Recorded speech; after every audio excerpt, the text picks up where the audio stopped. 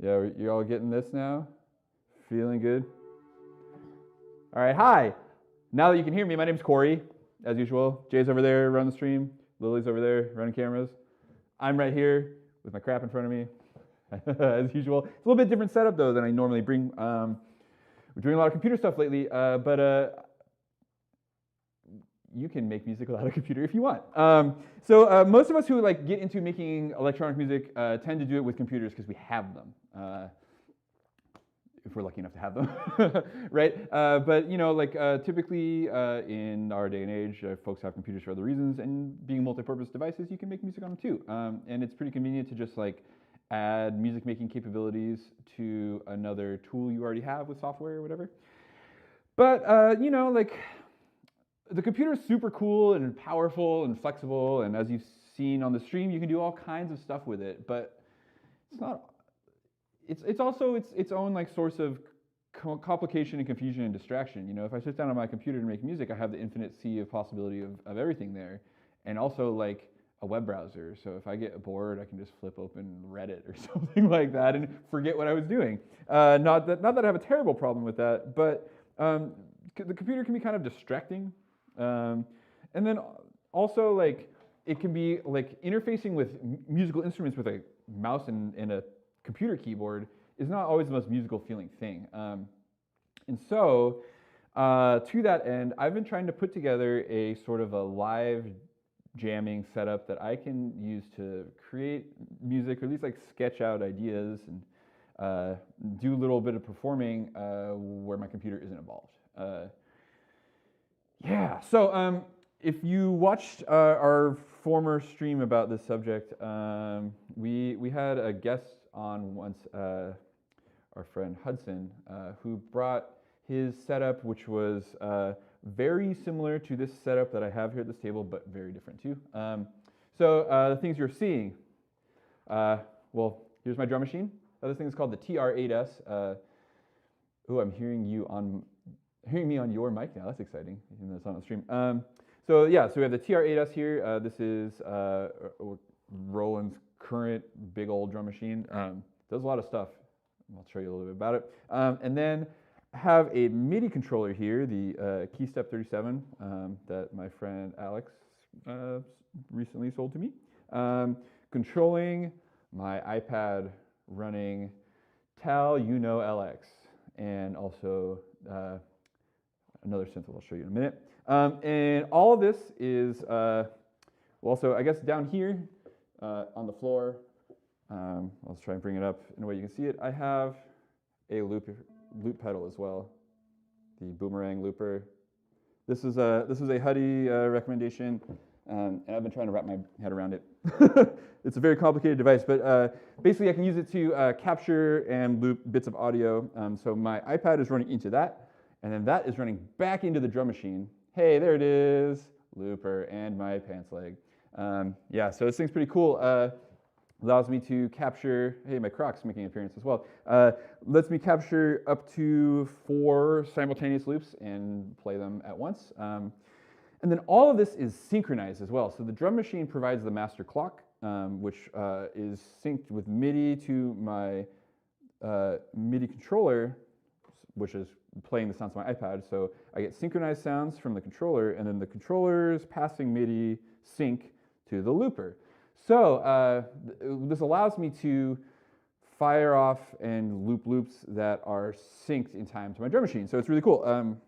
So basically, lets me just kind of freely make loops and mess around, sort of like what I do in software. So it's pretty fun and free and interesting. What do I want to show you first?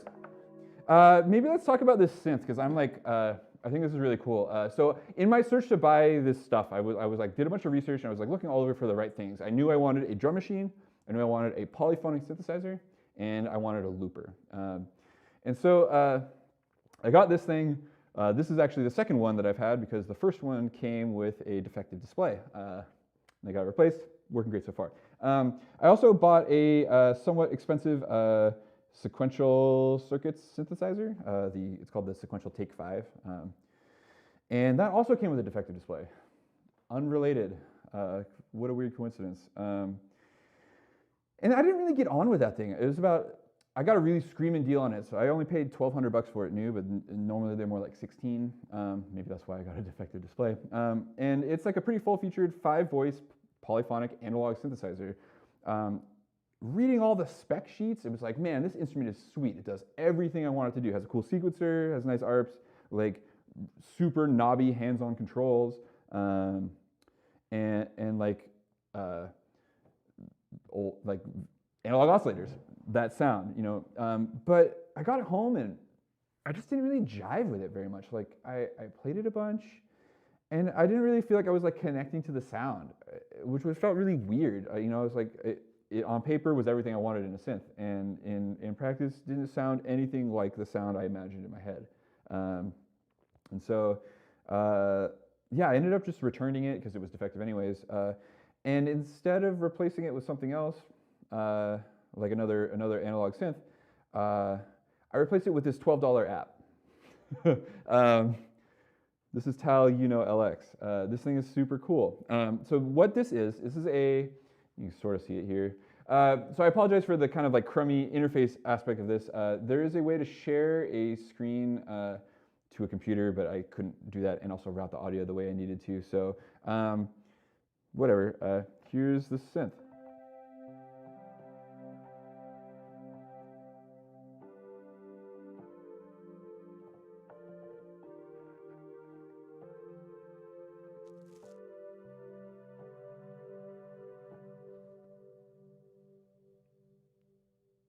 I really like that reverb on there.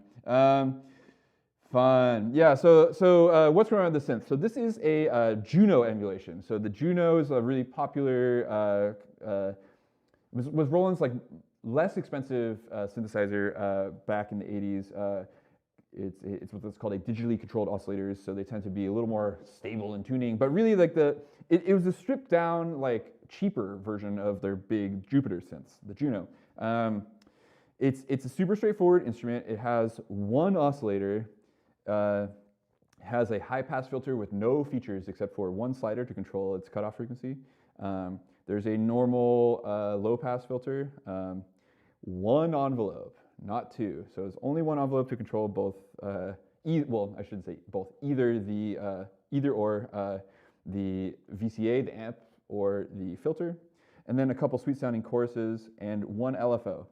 And otherwise, that's all the sound generating stuff. So compared to other instruments that I've demoed on here before, this thing is super, super simple. But like the thing about it is it sounds awesome. And you know, this may not come across on the stream as being like the gorgeous sound that it is. Here, check it out by the way, without the chorus turned on. So here's no chorus. This is just the raw square wave.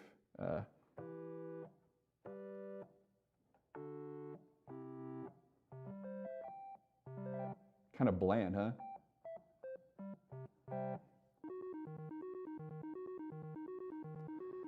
If we turn these choruses on, all of a sudden we have this like nice stereo image. And there's two of them. And you can turn them both on, and that's what I like. I just don't get sick of this sound.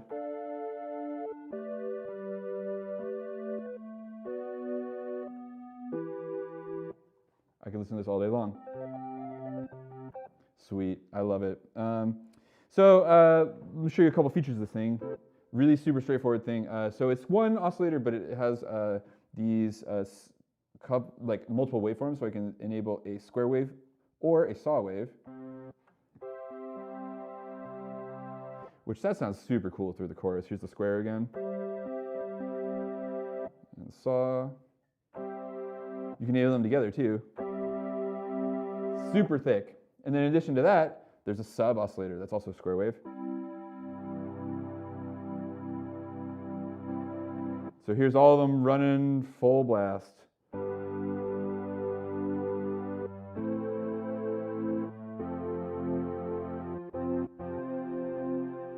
So I'm clipping your input there a little bit, Jay.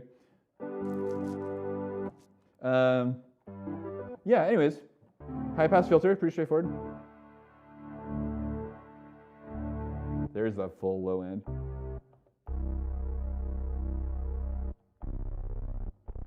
So what I really love about this instrument though aside from all that stuff,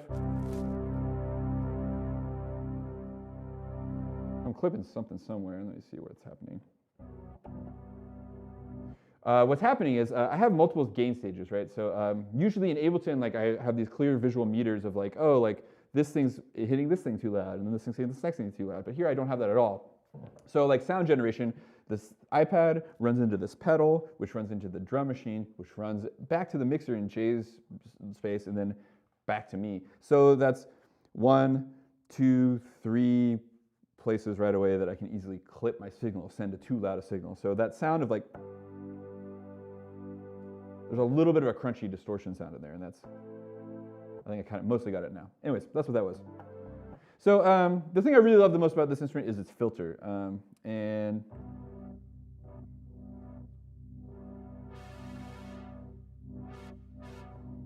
in particular what it does when you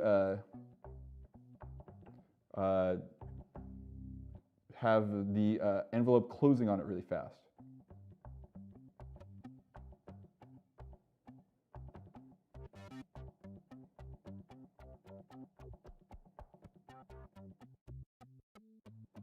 I don't know what it is, but I absolutely adore this sound.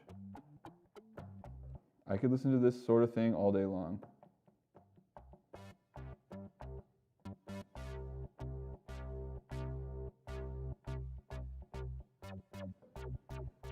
I don't know why.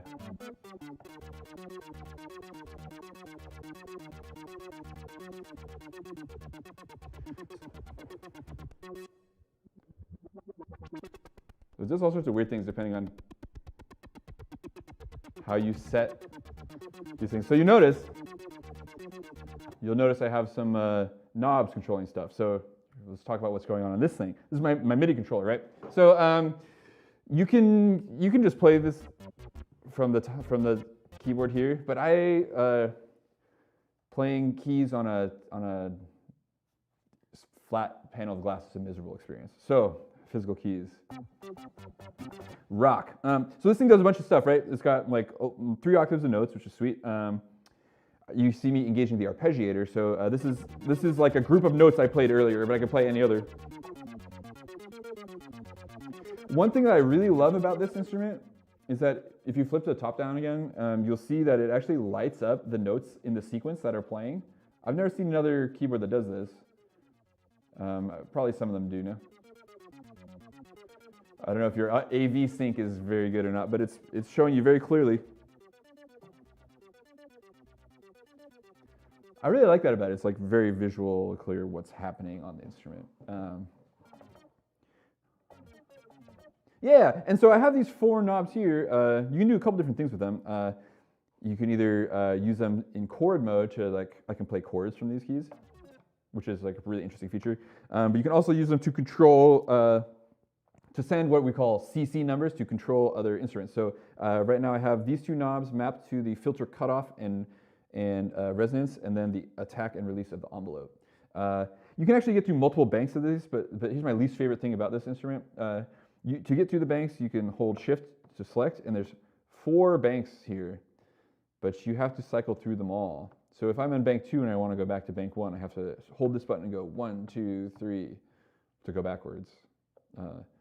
I really wish that you could just, like here I can select my MIDI channel by like pressing the corresponding key with this number up here. I really wish there was a selector for that, but there's not. Oh well.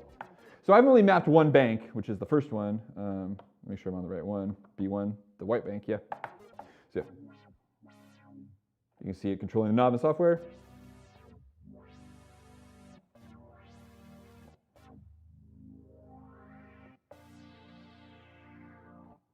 Sounds really nice with a little reverb too, eh? Yeah. And then, of course, the envelope. So I can make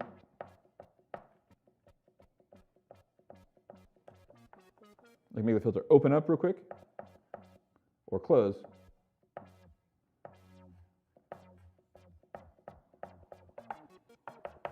Yeah. And then the last thing that's fun to mess with at least. Oh, hey, there's a noise oscillator too. You want a little like edge to it. The last thing that's kind of cool to show you on this synth before I move along. I really love the sound of the pulse width modulation, so we can enable that with this slider here.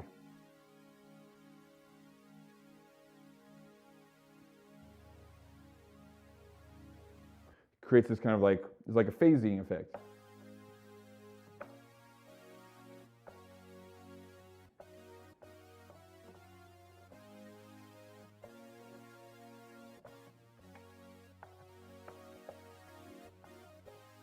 So I'm not really crazy about these little mini keys. I generally don't like mini keys, but I took this thing for its features. It's already kind of cramping my style. I got like, and you see how big my finger is. Like, you press all three of those keys at once with a very little effort. So it's not my ultimate like keyboard instrument, but I'm not really a keyboard player anyway. So I'm mostly using this as a note entry device. Yeah. So here's my synth, right? It's polyphonic, so if I want to play something monophonic, I just got to be mindful of not playing more than one note at a time, you know. But I can use it. It does bass sounds just fine.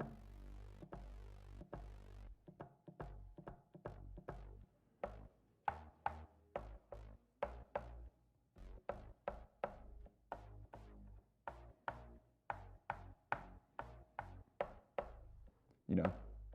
Ooh, that's nice.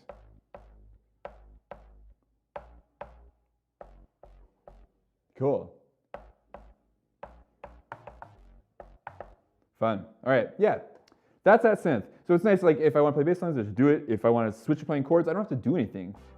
Just do it, you know. Obviously that's the sound that works good for bass and the sound that works good for chords isn't necessarily going to be the same thing. So to that end, I'm actually running two synths over here. I have the Moog Model D over here as well. This one, I've gotten less into programming, although it's certainly something I'm like maybe more familiar with. This is the classic Mini Moog layout.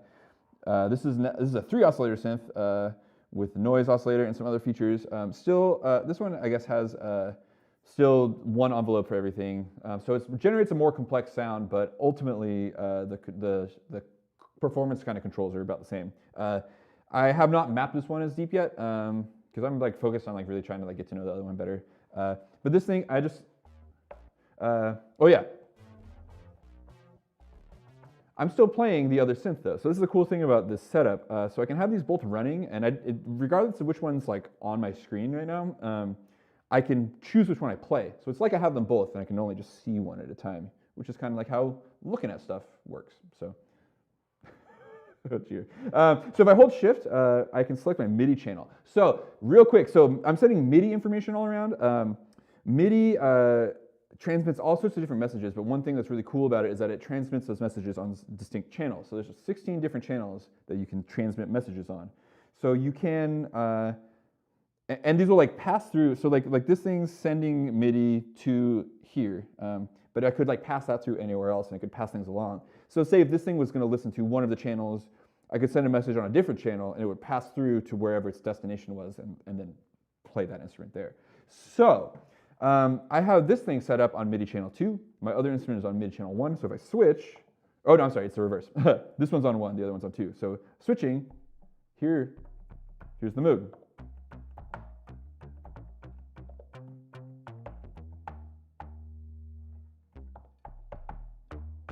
So there we go. I'm just obsessed with this preset. It's called Craft Bass.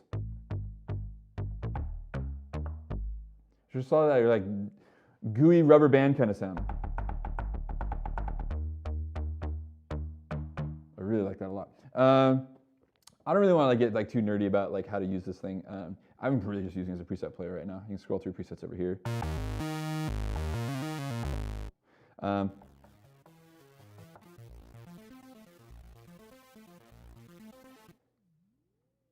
So I can like run the arpeggio and switch between sounds.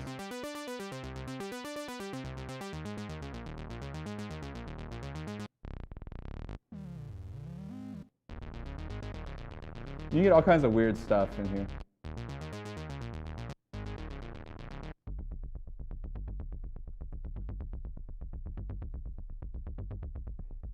But I just really like that sound a lot.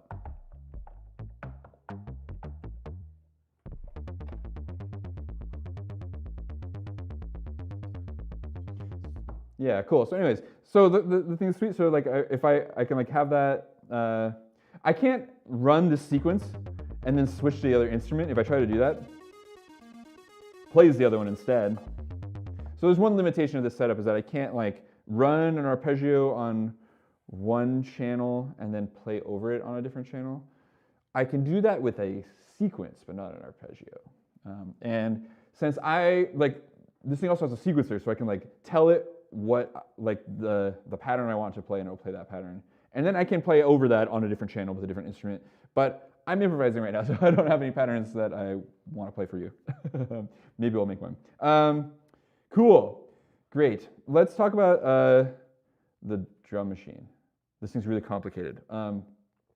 So TR-8S. I got this thing because it does like everything that I wanted to do. I really wanted something that was focused on kind of classic dance music sounds, and this thing does that. It has all of the sounds of the classic 80s drum machines, and as an extra bonus, they're not sampled, they're modeled. And the models sound pretty good. I can basically just run, it's like having all of the old Roland drum machines in one unit, plus a bunch of samples. Plus, they keep adding these new FM models, so these like instruments that are baked in here that I've had a lot of fun messing with. I haven't done a lot of like what they call like Zox style like sequencing here before. So let's talk about that real quick. I'll just like whip up a little pattern here, and we'll get a little jam going. Let's hang out at like 128. This is like I should probably clear this loop I have now, just in case it plays it, because it won't be in sync anymore. Yeah, house music tempo, 128. So the way this thing works is we start here. We have individual volume faders for all of our 11 possible sounds that we can run at once, which is pretty sweet. So the way it works is select an instrument, and then we're presented with our 16 steps of our sequence. And we can have up to 8 16-step sequences, and you can play them all in a chain. So you can have a sequence that's 128 steps long if you feel like it. Is that the right number? No, 96 steps. But I haven't really gotten that far into it. So one thing I'm just going to do is I can hear that Jay is talking, but he's not talking to me. I'm just going to quick program in like a kick drum on the beat, and we'll just turn this up and see what it sounds like. I don't know. I pulled up a random blank kit, so I actually don't know what sounds are in here right now. So we'll just take a listen. Let's stop that from happening though. One thing about the setup also is that these things are synchronized. So when I press play in here, it's going to start my sequence. I don't want that to happen. Well, I don't want to hear it right now, so I'm going to turn the input off. Here's the sound of the drum machine. Cool, so that sounds kind of like a normal like 808 sort of sounding kit. Let's switch instruments. So I can press this instrument button, and here I am, the selector.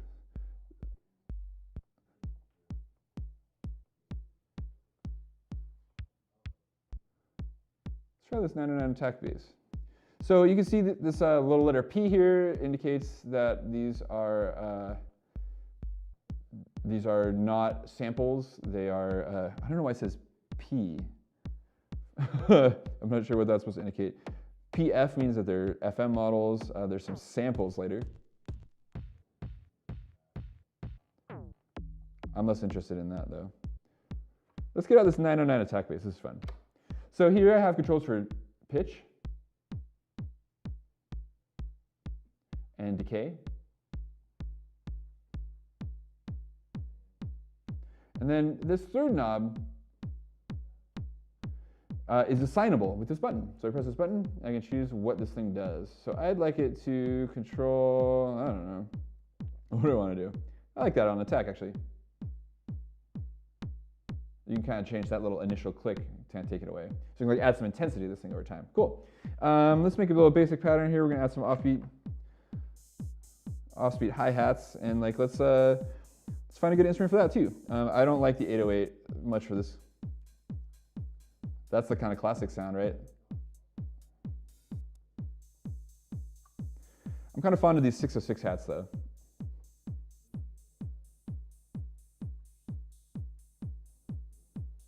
So these all come pre-baked with like a different like mapping of this third thing. So this one's got a filter on it. Let's pick out the corresponding close hats for this.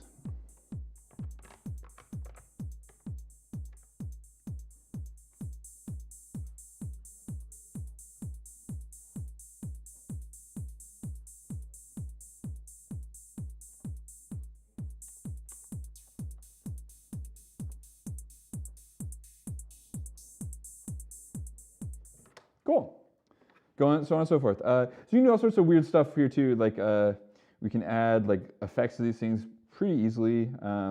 There's all sorts of like weird features in here. I don't really feel like I need to like demo a ton of them. I'll just like come across them as we go. Here I got a little clap program already.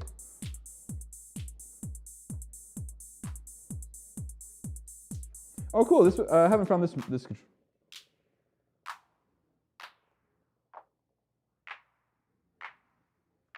This is kind of like one of those like DJ style like single knob filters.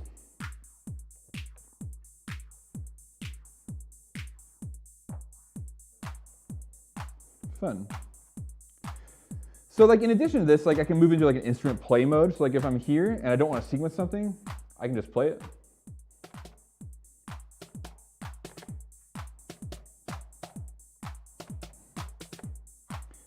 And if I want to, I can like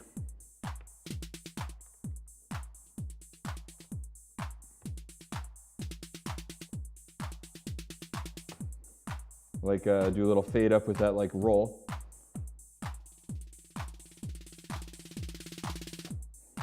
I don't know when you'd want to do that.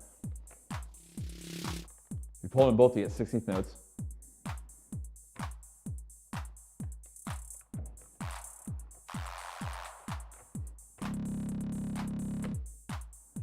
And then these buttons give you these extra weird sounds.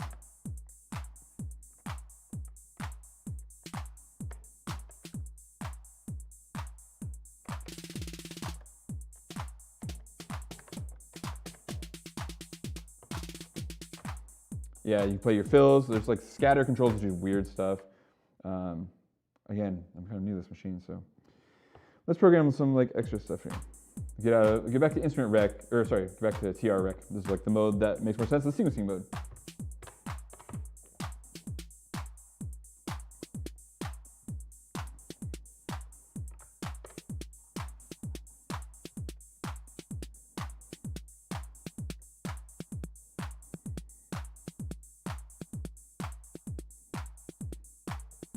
I'm gonna add some reverb to that snare. Take it away from everything else.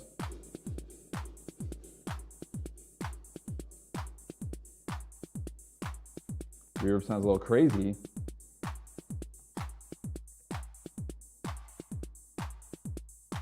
There's also a delay effect in here.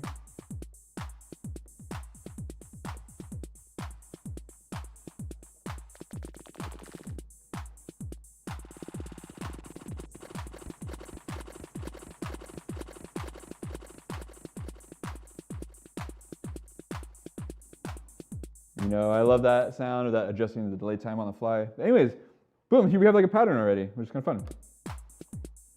So, my art's going too.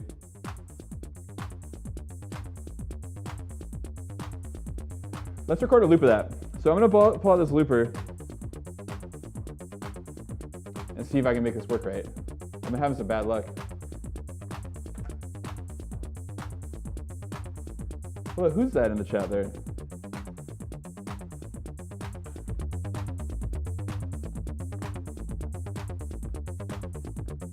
So cool.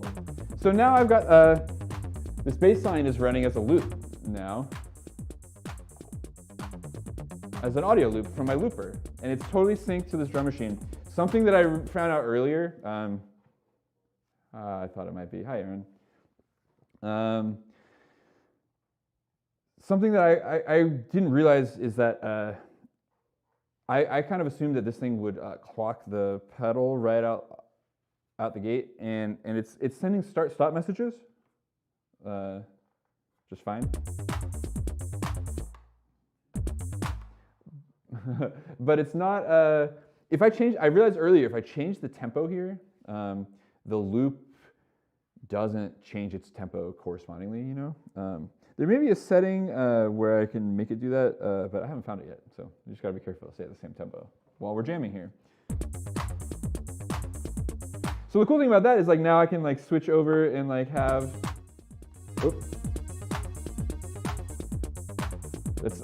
that was the sequence running on the other instrument.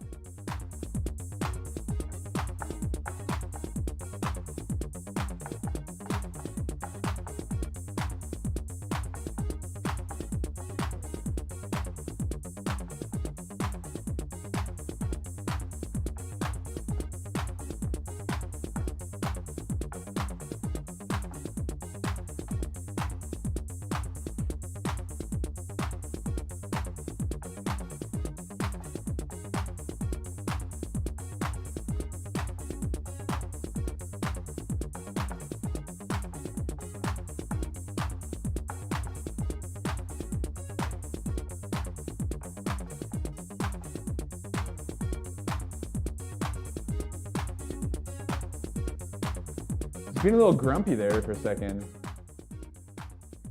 Didn't seem like it wanted to like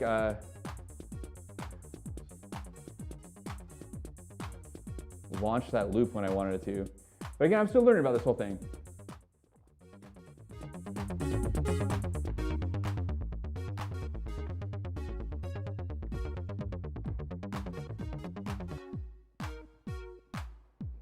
So I can do fun stuff like stop the bass line. And like this thing's also playing as a loop, so like if I want to like play over this, I can, which is fun.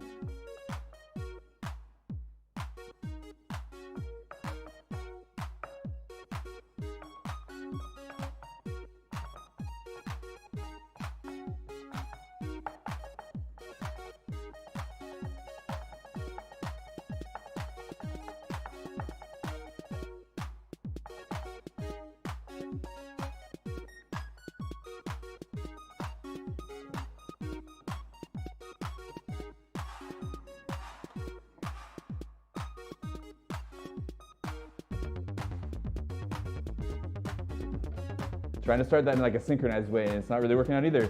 So there seems to be something about like the loop length here that like I have to be mindful. Like even though like what happened is even though I recorded like kind of a long loop or it's a short pattern, I recorded around a few times.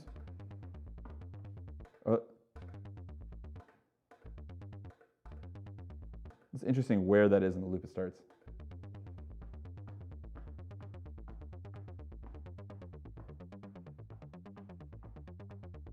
So even though that's like it's a short pattern, I recorded kind of a long time of it. So when I'm trying to sync stuff, it's waiting until the end of the loop to do its sync thing. And so it's hard for me to time.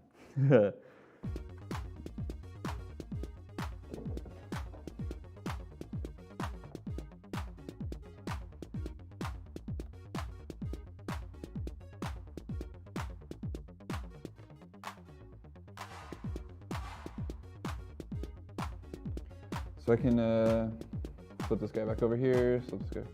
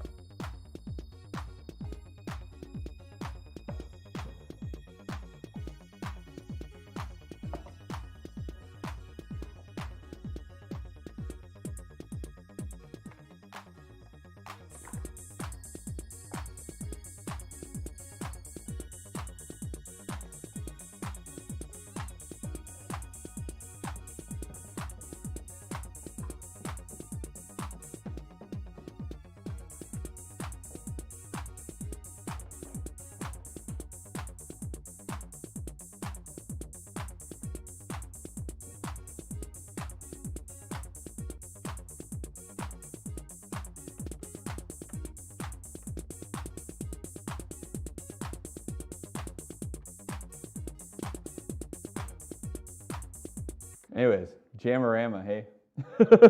So getting this thing to feel compositional is kind of a big challenge, right? And it really comes down to me like knowing my tools well. There's so many things I can do at any one time, right? And being that it's all kind of like on the fly, I can't really like, when you're performing and it's everything that you're doing is audible, I can't like sit down and make a composition decision because it has to happen in the flow of things. So like when you like screw up and like fail to trigger a loop on time or something like that, or it like doesn't come in when you meant to, it kind of like can mess with the flow pretty bad. Even though I'm just like working, this thing's just running a 1-bar loop, and I have like some like the bass line's a 1-bar loop, the chord progression is only 2 bars, you know. So it's like very, very loopy, and it's not a big deal if I like trigger stuff like every bar or whatever, but I'm still hearing things in these like longer groups of like 8 or 16 bars, you know, and so like I want to create like motion or some sort of occurrence at those times. And like likewise, I want to like drop stuff in or like cut stuff out like at those times as well. And so if it doesn't work out, like I was trying to bring that bass line back in, and like it came like several bars later than I was expecting, and that really cramped my style a little bit. So just having an awareness of how all those like loop lengths and everything is going to interact, which again, this system is pretty new to me, so I'm just kind of scratching the surface of it at the moment. It's going to be really important to like figuring out your whole thing. Part of the whole complication of this is just getting it to speak to each other like correctly. And I didn't really like talk too much about my like setup of that, but like there's a real like rat's nest of cabling up here. Just like the MIDI controller alone has 4 cables running into it, 6 into the in and out of the drum machine. The iPad has a crazy thing going on where I've got this like USB hub. So iPads, if you want to connect external gear to them, any kind, if it can't be powered by the camera connection kit, then you need some sort of external power source. So typically for music purposes, that looks like a powered USB hub, since we'll use multiple devices that want to connect all together. This thing at home, when I plug it in, I have it connected to a second synth, that little Micro Freak keyboard that I brought in before, which is cool because if I have 2 keyboards, I can play both of those synths at the same time, one on each MIDI channel. Pretty sweet. And then I also will have an audio interface connected to this thing too. I'm doing a very simple setup here, just out the headphone jack, which works fine, but the audio interface gives you a little extra flexibility, and it's I can leave it all set up, and it's one less cable for me to plug and unplug when I plug it in, which is like pretty cool. I really would like the setup to exist permanently on my desk at all times, so I can just walk over, flip the power strip on, and everything turns on, and I'm ready to play. I like that a lot. Generally speaking, I think that setting up here is a deterrent to actually using it. Personally, I find that if I have to like haul things out and set things up, it can sometimes really kill my inspiration and motivation. So I try to avoid that as much as I can. But yeah, so the powered hub powers all that stuff, the 2 keyboards and the audio interface, and then also it has a charging port, so it's kind of like, it looks like a funny loop, but the iPad is charging itself from its own hub, but it works with this little dongle that splits my Lightning port into a charging port and USB. All working great. Pretty cheap, like those 2 things combined, I think were like maybe $30. And you know, not nothing, but now I can run anything I want to run into my iPad, and it's sweet. These apps are really small. This thing I think is 15 megabytes. This one is the smallest app I own, and it's the best sounding one too, which is cool.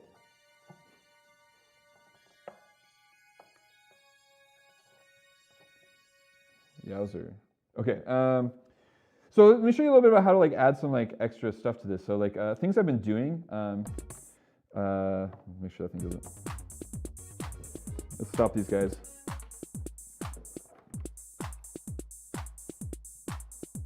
So I've been doing some stuff like assigning things to the reverb more. And since this isn't like a computer, like normally there'd be like a submenu for that kind of stuff or whatever. But here, everything on these hardware devices is accomplished with like combination button presses. Takes a lot of getting used to, a lot of manual reading. But luckily the interface here is pretty intuitive. So like to assign some things to the reverb, I hold its instrument button. So like, say I want to I'll adjust the clap level here. So if I turn up the reverb, that's actually just the tail of that sample. A little more of a dry version of it.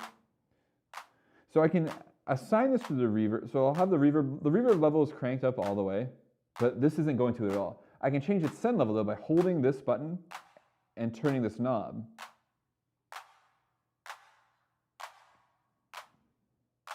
And then I can release it and adjust the overall reverb level. So it's really handy. It's super fast to assign things to these different effects. There's also a delay effect too. Not assigned to that at all yet.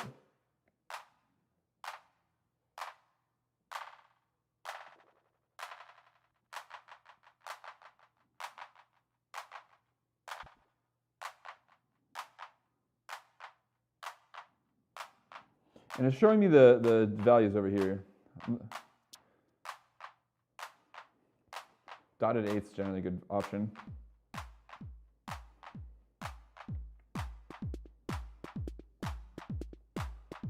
So hey, the snare's in the reverb. I don't like that.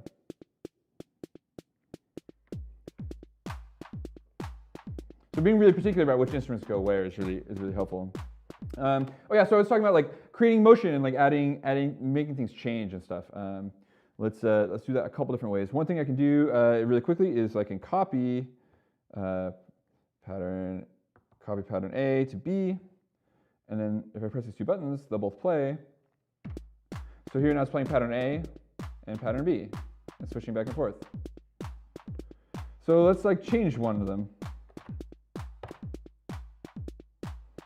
So if I want to choose, like this was confusing to me, but if I want to choose which one I'm selecting, if I press B, it's just going to start looping B. And then if I want it to do both again, I have to press both again. So I figured out that by reading the manual, if you hold this TR rec button, you can choose which one you're focusing on without changing the selection of overall patterns being played. So if you change the second pattern somehow, you got a longer pattern.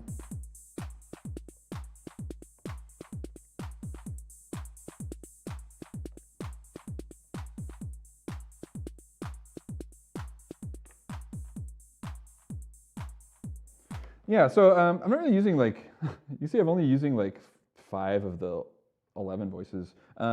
Let's bring some of these other ones out. You want to hear some of the weird sounds in here? They're super bizarre, a lot of them. They're fun. Let's put a little, I'm all about this. Oh, interesting. Oh yeah, right, I'm on pattern B. So I got to edit both patterns. I don't know if there's a quick way to copy the stuff on one instrument from one pattern to another. Haven't figured that out yet. This sounds kind of cool, but let's just see what else we got.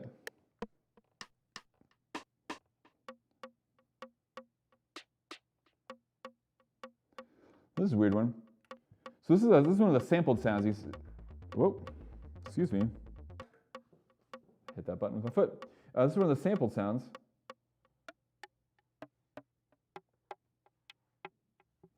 So we can like choose the sort of things that happen to it here.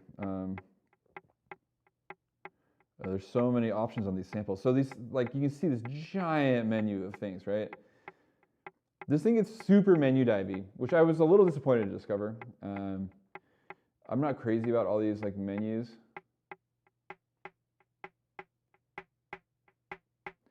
I do like all these features, but it's just not my favorite. I don't really like looking through all this stuff. But the end result is like I can like, it doesn't take long for me to like get to a sound that's like interesting to me.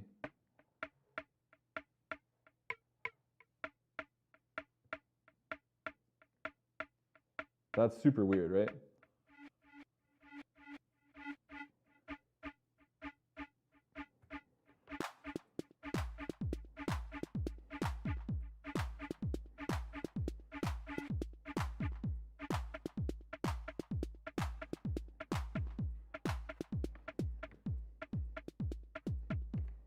Sounds like 2-shell again. Always sounds like 2-shell.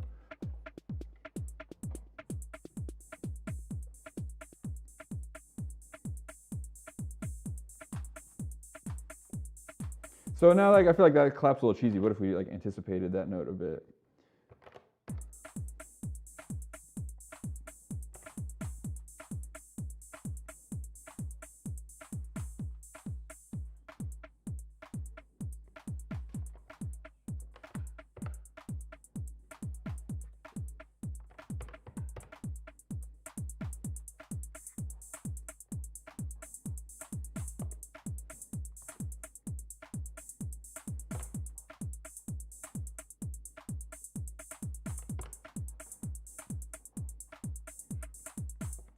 Fun. Also nice to add a little bit of swing to this.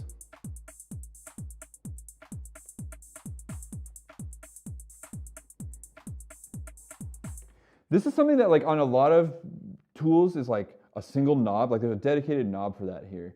In Ableton, to apply swing to your stuff is so tedious. Like you like go through this menu, you drag things around, you like, and then like you reassign it to everything. Unfortunately, I've yet to figure out how to get this swing to translate to this thing. So this thing is still going to spit out a straight pattern, even regardless of where I put the shuffle. I think I can set it differently to get it to sync to like to eighth notes instead of quarter notes, but we have to solve that one. So if I want to if I go to try to play like some kind of sequence over here, let's get a snappy sound here.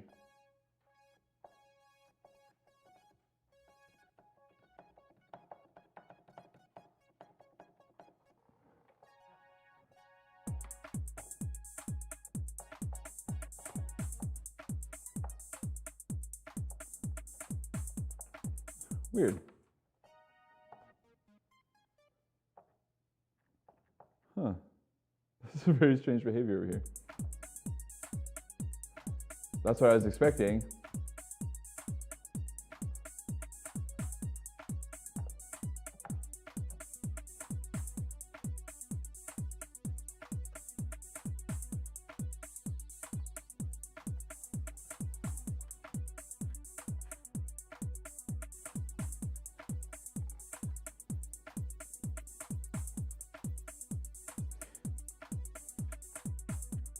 So I don't know if you can tell, like,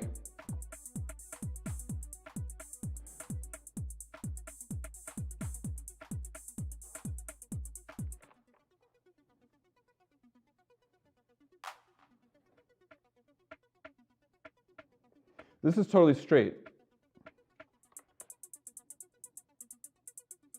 It doesn't have that same kind of like funk to it that this open hats or the closed hats do right now. So I can. This thing has very limited swing capabilities, but you can do it. It has like these fixed options for swing percentages that I select with the shift button. Can you hear the difference? You're straight.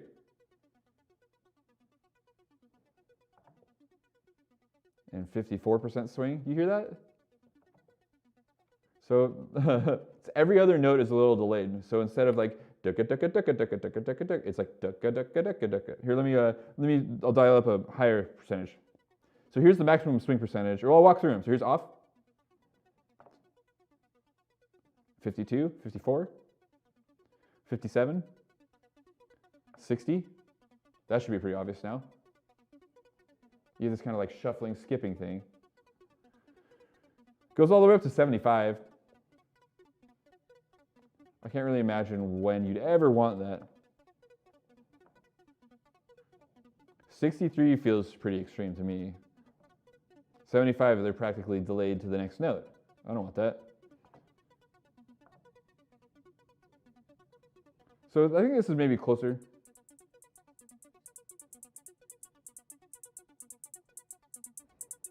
It's got that funk to it now.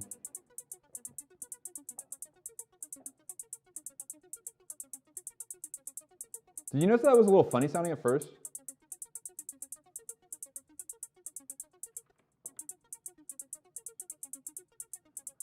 I've noticed that this thing sometimes seems to get confused about whether I'm trying to play the first or the down note or the swung note, and so sometimes it reverses the swing and like still trying to figure that one out. Like right there.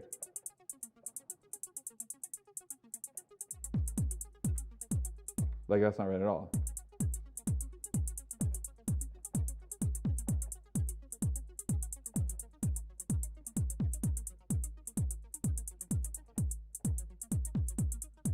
That's right.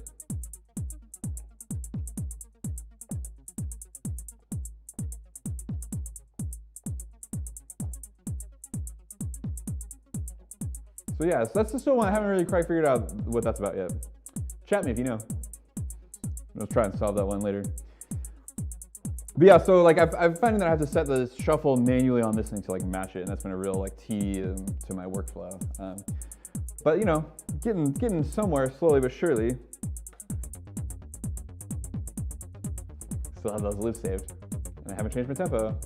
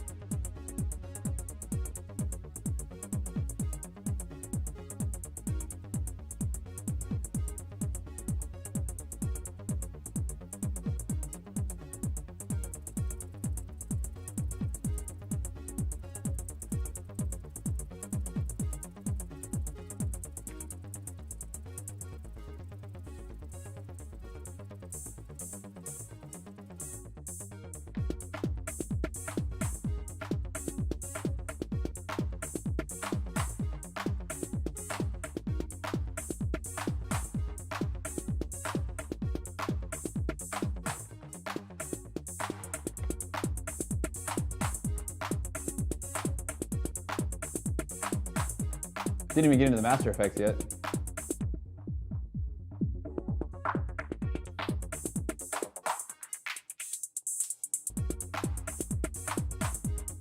That's pretty fun. I don't know if you noticed, but my loops are running through here too. So that's like one of the cool things about this setup this way, where like all of my, everything runs through here. So I'm actually just sending stereo out of this, and everything is, this is like my master brain of the operations, you know? So I can run different effects over here and like apply them to everything, switch types over here. There's a pretty cool, well, that was interesting.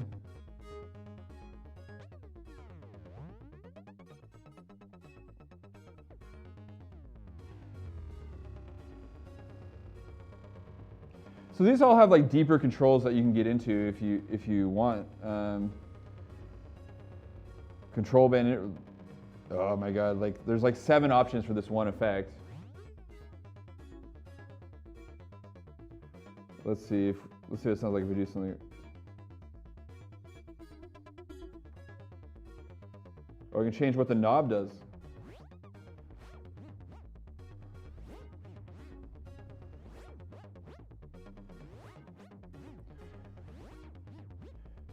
So one last thing, I can record that.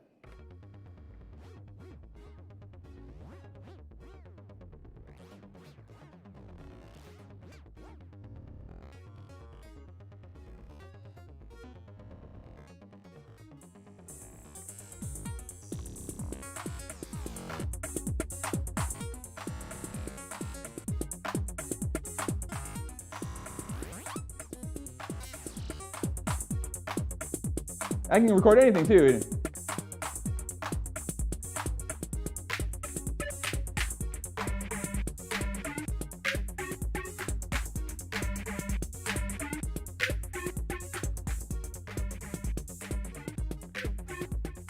It can get like super wacky really fast.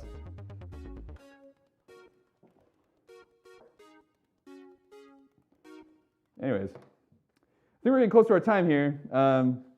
So I don't want to blab too much more. But yeah, this is like really like the sort of stripped down, like kind of bare minimum sort of thing that I would feel like I would need to like sort of do something that feels performy. Obviously, like I don't know what I'm doing. I feel like a person who's like picked up a new instrument for the first time. You know, like it reminds me of like the feeling of like playing like I don't know, like a clarinet or something like that, or saxophone. Like I don't know what I'm doing. You know, or just like something like that where it's like I have a musical idea and I don't know how to execute it. I sort of have an idea, and the cool thing about this stuff is that it like leads you to places that I wasn't planning on going. But at the same time, it's like, oh, like how do I make the music in my head come out of this thing? That's the longer sort of longer term sort of thing I got to figure out. It's going to be a lot of like making simple chord progression loops and practicing messing with them. The more instruments I have too, the more like varied the performance can be too. So like at home, I've got another synth that has some effects hooked up to it too. And so I can like mix and match between all those things, and they're all running through a mixer there. so I can then like also change levels independently of this whole thing. So I have a lot more control there. And I've had some pretty good luck like getting something going over here, and then like, start a pattern going on that other synth. You can fade other things out, keep that pattern going, like start something new over here and bring it in. And then like we're like, starts to be more like DJing, Jay, but not that. So to be clear, this is what we call like a live PA, or like a live hardware performance setup, where everything is, anything that I bring to this is either saved to these units. I can save patterns here. I can save some sequences in here, but I can't, that's it. I could save some loops in my looper, but that's not, just a couple, I think. Actually, I think they probably, I don't know if they stay in memory when you power it down even. So I'm like really like, it's like some drum patterns and then whatever I bring to the table with the keyboard. And the looper. This is pretty cool. Very freeing, very flexible and improvisatory, with all of the benefits and drawbacks of that. Yeah. So I believe we're about to go off the air. So I'll just say thanks for tuning in and hanging out. We'll see you next time.